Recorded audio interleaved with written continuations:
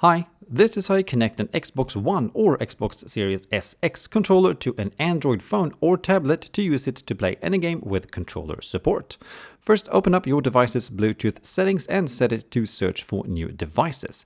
Then, start your Xbox One or Series SX controller by pushing the Xbox button on it.